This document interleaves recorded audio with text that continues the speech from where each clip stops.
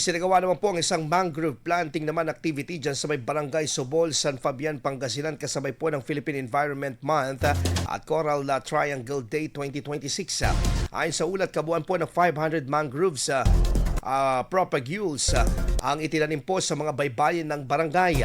Inuna umano mga dalampasigan dahil sa maaaring panganib na maidulot ng pagguho ng lupa, lalo na ngayong panahon ng tag-ulan.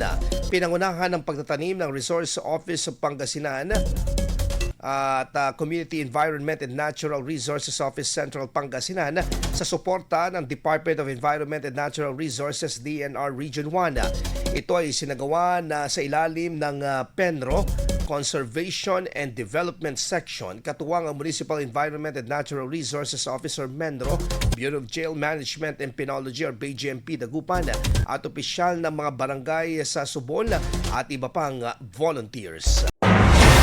IFM News. IFM News. IFM News.